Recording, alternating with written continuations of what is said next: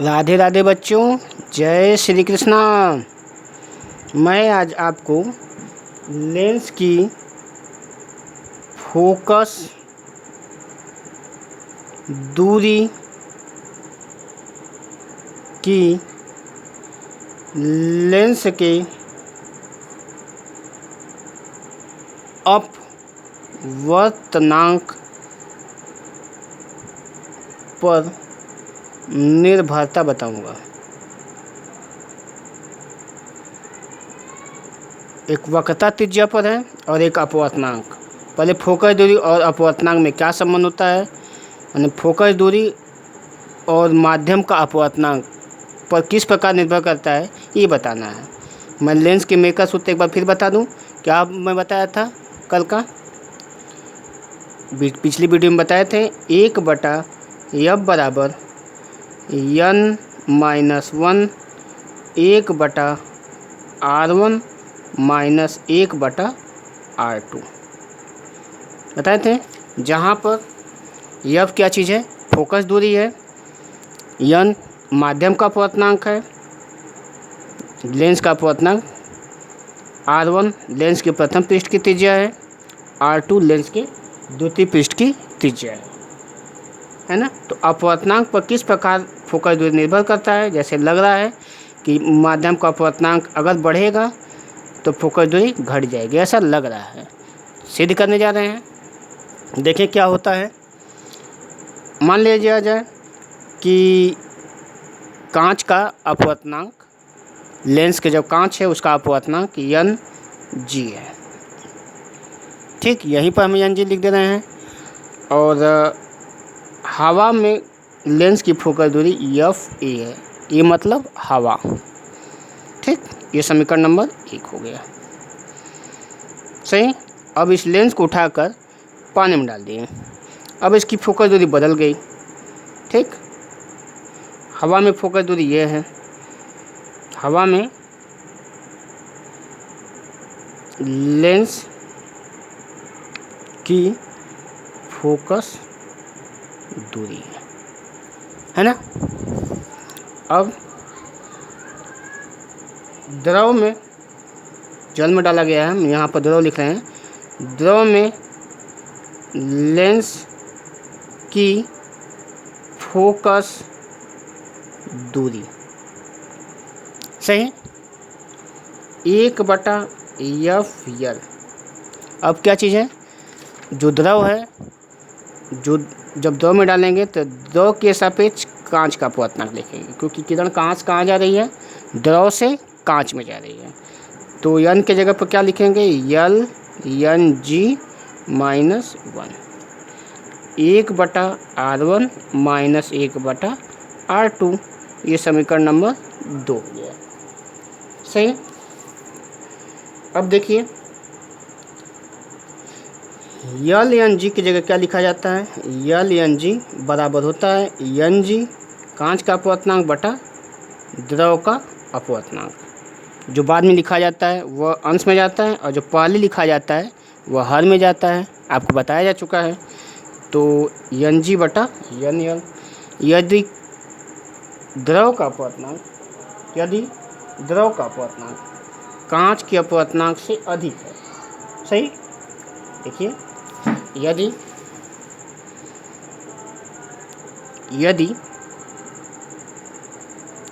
NL is greater than Ng, सही, तो क्या होगा, क्या घटना घटेगी, Ng बटा NL, Ng छोटा है, NL बड़ा है, इसका मान क्या होगा, 1 से छोटा हो जाएगा। Ng का मान बड़ा है और NL का मान छोटा है, इसलिए Ng बटे NL का मान 1 से छोटा हो जाएगा। समीकरण 1 में समीकरण 2 से भाग दें। समीकरण 1 में समीकरण 2 से भाग देने पर सही क्या होगा, देखिए क्या घटना घटेगी। समीकरण 1 में जो समीकरण 1 बताए थे वह समीकरण 1 में समीकरण 2 से भाग दिया जाए। तो देखिए 1 बटा एफ ए बटा 1 बटा एफ यल बराबर एन जी माइनस 1 बटा L N G minus 1। 1/R1 minus 1/R2 ऊपर नीचे दोनों में कट जाएगा। क्या निकल के रहेगा, यहाँ पर लिख देंगे यह एन जी माइनस 1 माने हवा के सापेक्ष कांच का अपवर्तनांक -1 अब बटा द्रव के सापेक्ष कांच का अपवर्तनांक -1 है ना। इस पूरे का मान देखो एन जी बड़ा है, इसका मतलब यह मान 1 से छोटा होगा। जब ये 1 से छोटा हो गया मतलब कांच का अपवर्तनांक से, देखिए यहाँ पर कांच का अपवर्तनांक द्रव के अपवर्तनांक से कम है। द्रव का अपवर्तनांक अधिक है, कांच का अपवर्तनांक कम है। तो इसका मतलब एम जी में तो यानी 1 से कम हो जाएगा, यानी यह मान जो है यह मान 1 से कम होगा। तो जब 1 से कम होगा उसमें से 1 घटाएंगे तो पूरा मान माइनस में आ जाएगा, है कि नहीं। देखिए यह पूरा मान 1 से कम हो गया, 1 से बड़ा है, यह देखिए 1 है, यह 1 से कम है, तो पूरा मान 1 माइनस में आ जाएगा। इसका मतलब यह पूरा मान ऋणात्मक हो जाएगा। ठीक, अब यहाँ पर एफ यल बटा एफ ए, सही, एफ यल बटा एफ ए क्या होगा, यह पूरा मान 1 से छोटा हो जाएगा। 1 से कह रहा हूँ छोटा, यह जो है यह पूरा मान 1 में चूँकि माइनस में है, यह हर माइनस में हो जाएगा। जब माइनस में हो जाएगा हर, तब पूरा मान ऋणात्मक हो जाएगा, है कि नहीं।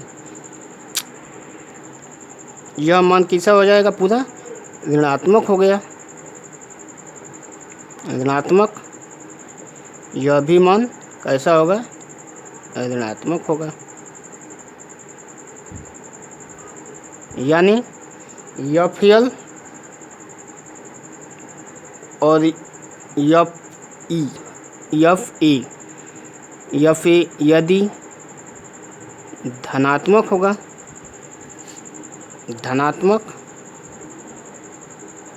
तो एफ ए ऋणात्मक होगा।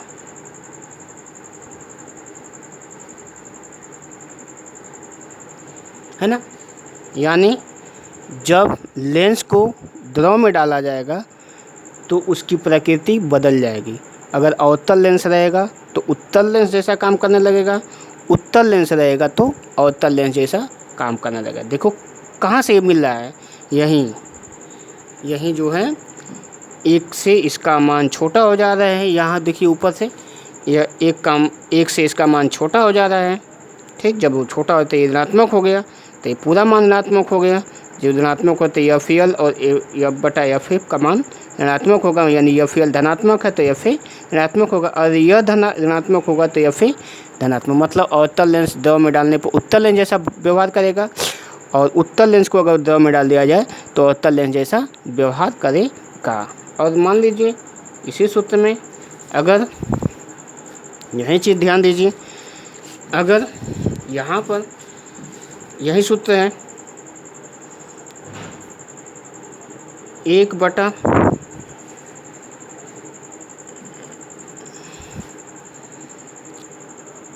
एफ ए बटा 1 बटा एफ यल बराबर एन जी माइनस 1 बटा यल एन जी माइनस 1, यही ना है। ये पहली स्थिति तो बता दिए, अब दूसरी स्थिति बता रहे हैं। यदि एन यल बराबर एन जी हो, यानी द्रव का अपवर्तनांक तथा कांच का अपवर्तनांक बराबर हो। अब ध्यान दीजिए तो कितना हो जाएगा, एन जी बटा एन यल बराबर 1 हो जाएगा। अब ऊपर देखिए यह 1 हो गया, 1 में से 1 गया तो 0 हो जाएगा। अब एफ यल, तो यदि ये हो गया तो एफ यल बटा एफ ए बराबर कितना हो जाएगा, ये पूरा मान एक में से एक जाए शून्य, तो ये हो जाएगा अनंत, यानी एफ एल कैसा हो जाएगा, इन्फिनिटी। यानी द्रव में डालने पर यह इसकी फोकस दूरी अनंत हो जाएगी। अनंत किसकी फोकस दूरी होती है, समतल पट्टी का, समतल पट्टी हो गया, समतल पट्टी जैसा व्यवहार करेगा, यानी इसकी फोकस दूरी न ही धनात्मक होगी न ही ऋणात्मक होगी, कैसी हो जाएगी, अनंत, यानी यह कांच के समतल पट्टी जैसा व्यवहार करेगा। ठीक, इसकी फोकस दूरी हो जाएगी अनंत, मतलब उत्तल लेंस डालेंगे तब भी और उत्तल लेंस डालेंगे तब भी जल में डालने पर या द्रव में डालने पर इसको खोजना पड़ेगा गया कहाँ, है ना। अगला, यदि एल का मान यानी द्रव का अपवर्तनांक कांच के अपवर्तनांक से कम हो, कांच के अपवर्तनांक से कम हो तो क्या होगा, तब इसी जगह पर देखिए क्या घटना घटेगी। यदि तीसरी स्थिति है तो एन जी बटा एन एल का मान क्या होगा, चूँकि ये बड़ा है या छोटा है तो इसका मान कैसा हो जाएगा, एन जी बड़ा है तो एक से बड़ा हो जाएगा, है ना। अब इसी सूत्र में देखिए ये क्या हो गया, एक से बड़ा हो गया। एक से जब बड़ा हो जाएगा तो जब एक से बड़ा होगा तो इसको घटाएंगे तो धनात्मक होगा, मतलब एफ एल बटा एफ ए, है ना, एफ एल बटा एफ ए कैसा होगा, धनात्मक होगा, लेकिन एक से बड़ा होगा, धनात्मक एक से बड़ा होगा, एफ एल का मान बड़ा होगा और एफ ए का मान छोटा होगा, मतलब द्रव में डालने पर मतलब क्या हो गया, एफ एल ठीक is greater than F A, यानी द्रव में डालने पर फोकस दूरी बढ़ जाती है, ठीक ना। द्रव में डालने पर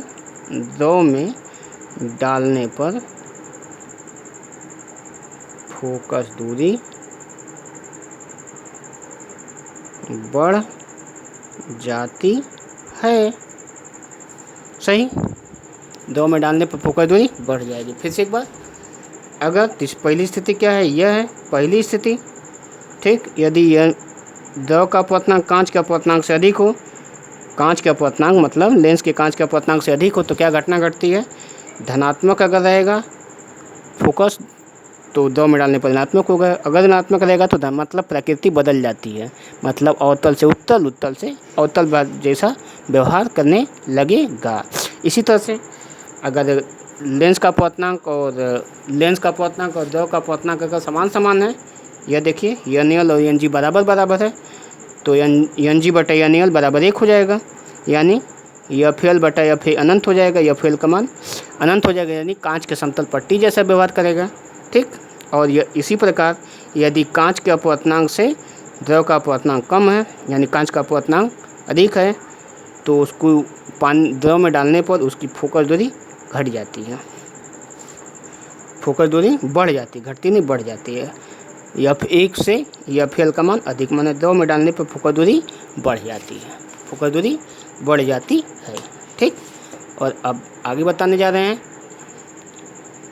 वक्रता त्रिज्याओं पर निर्भरता, वक्रता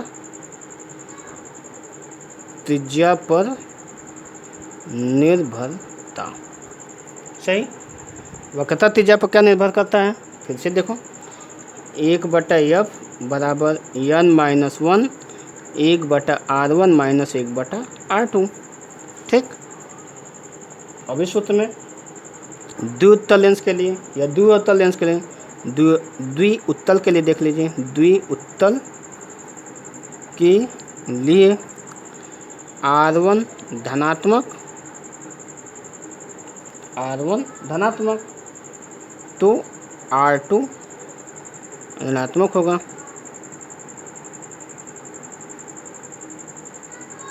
ठीक, R1 धनात्मक तो R2 ऋणात्मक होगा। अब देखिए क्या होगा, 1/f बराबर n-1 1/r1 और -1/-r2, ये माइनस माइनस प्लस हो जाएगा, है ना, माइनस माइनस प्लस हो जाएगा। अतः फोकस दूरी F धनात्मक होता है, मतलब उत्तल लेंस की फोकस दूरी कैसी होती है, धनात्मक होती है। सही। अवतल लेंस के लिए देखा जाए, ये उत्तल लेंस के लिए था, द्वितल के लिए। अब द्विअवतल के लिए देखो, द्विअवतल के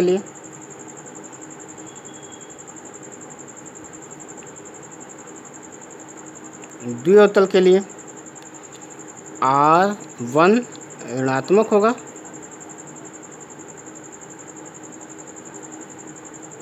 तो R2 धनात्मक होगा। 1/F बराबर n-1 1/-R1 और -1/R2। ये देखिए माइनस, ये भी माइनस है, तो 1/F ऋणात्मक हो गया, यानी F कैसा होगा, ऋणात्मक होगा। यानी अवतल की फोकस दूरी कैसी होती है, अवतल की फोकस दूरी द्विअवतल की फोकस दूरी ऋणात्मक होती है और उत्तल की फोकस दूरी धनात्मक होती है। सही।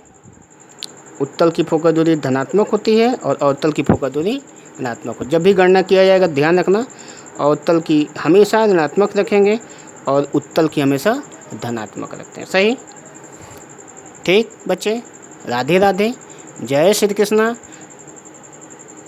आज इतना ही बता रहा हूँ, अगले वीडियो में न्यूटन का सूत्र और विस्थापन विधि से फोकस दूरी ज्ञात करने की विधि बताऊँगा। ठीक बच्चे, हमारे वीडियो को देखते रहिए, सब्सक्राइब भी करते रहिए। धन्यवाद। राधे राधे, जय श्री कृष्ण।